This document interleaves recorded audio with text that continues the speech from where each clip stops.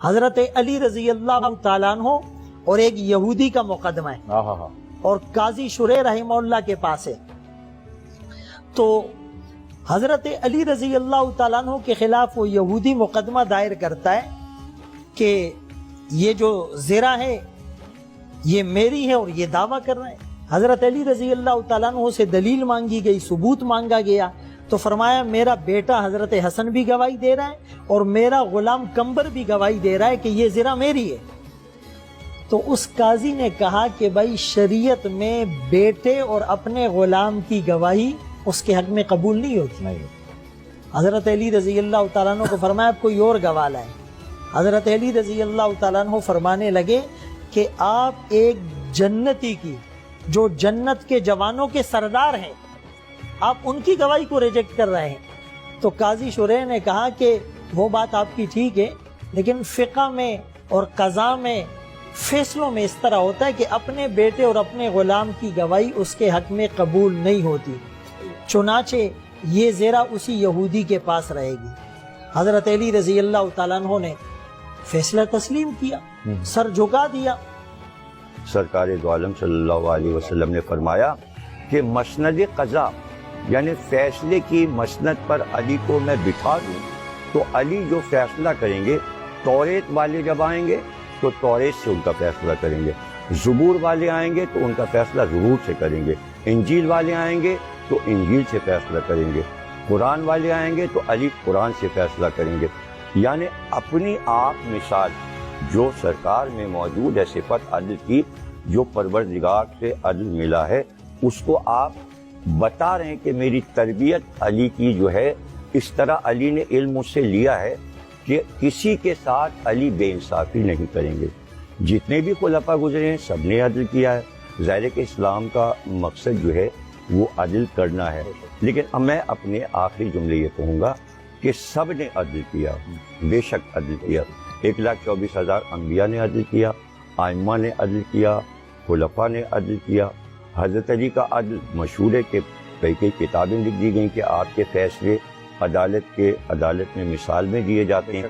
جس میں میں ایک بات یہ کہنا چاہوں گا قارئین کو بھی، ناظرین کو بھی اور اپنے احباب کو بھی جو یہاں تشریف فرمائیں کہ پاکستان کی 70 سالہ تاریخ میں میرے پاس نوٹنگ کے ساتھ سارے وہ فیصلے رکھے ہوئے ہیں میرے کتب خانے میں جو یہاں کے جسٹس یعنی جسٹس سجاد تک کے جو فیصلے ہیں اور اس سے پہلے ذوالفقار علی بھٹو والے جو فیصلے تھے ان ججوں کے ہر جج 70 سال کی تاریخ میں حضرت علی کا صرف ایک واقعہ عدلیہ کا پڑتا ہے اور وہ جناب قاضی کے یہاں آنا.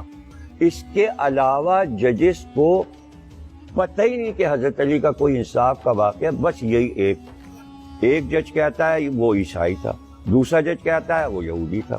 ایک جج کے فیصلے میں آپ کو دکھاؤں کہ یہی واقعہ وہ پڑھ رہا ہے تو کہہ رہا ہے حضرت علی نے تو نیت کی تھی کہ اس کو وہ دے دیں گے. وہ کہتا ہے، ایک کہتا ہے زرہ اور ایک جج کہتا ہے کہ نہیں وہ زرہ نہیں وہ زین تھی اور وہ حضرت علی کا سائز تھا اور گھوڑے کو دیکھتا تھا اور وہ زین چرا لے گا. حضرت علی نے اسی دن طے کیا تھا کہ میں یہ زین اس کو دے دوں گا. یہ بات بھی عدالت میں آپ نے کہی. اب اس کے بعد یہ کہا جاتا ہے کہ حضرت علی قاضی سے بات کر رہے ہیں، یعنی قاضی عدلیہ زیادہ جانتا ہے قرآن اور علی نہیں جانتے، کہ وہ گواہ مانگ رہا ہے علی سے اور علی کو یہ نہیں پتا کہ اسلام میں بچہ گواہی بیٹا دیتا ہے یا نہیں دیتا، غلام گواہ. علی کو پتہ ہی نہیں تھی یہ بات. یہ کیسی عدلیہ ہے؟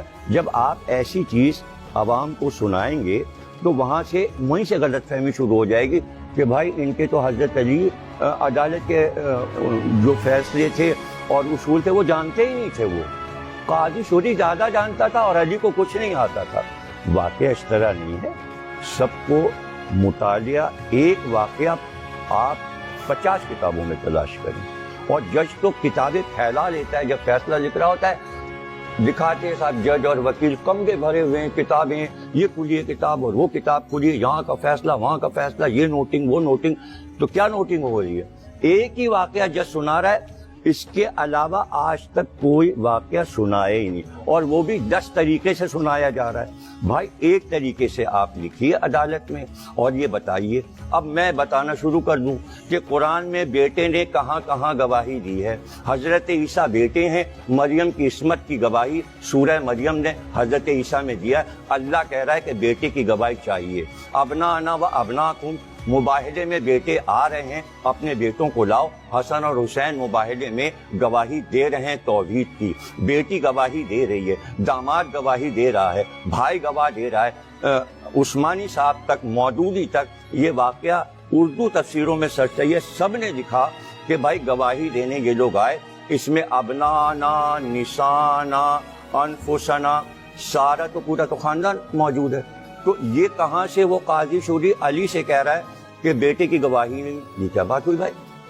قرآن میں گواہی ہے، موجود، آیات میں موجود ہے، وہاں نہیں ہے۔ یہ کیسی بات ہے؟ حضرت داؤد باپ ہیں، سلیمان بیٹے ہیں، ہر نبی اپنے باپ کی گواہی دیتا ہے۔ یہ ضروری ہے کہ وہ یہ کہے کہ میرا باپ نبی تھا۔ ایک ہی بیٹا ہوتا ہے جو گواہی دیتا ہے۔ اسماعیل حضرت ابراہیم کی گواہی دیں گے، قرآن میں موجود ہے۔ جناب اسحاق ابراہیم کی گواہی دیں گے۔ جناب نوح کا بیٹا جناب نوح، سام ہوں یا یافس ہوں یا حام ہوں۔ اس کے بعد آگے بڑھیے، جناب یحییٰ جناب زکریا کی گواہی دیں گے، قرآن میں موجود ہے۔ تو یہ زبانی ایک دوسرے سے سنا اور وہ چلے جا رہا ہے۔ بھائی کتاب تو اٹھا کے دیکھ لو کہ اصل معاملہ، اصل واقعہ کیا ہے۔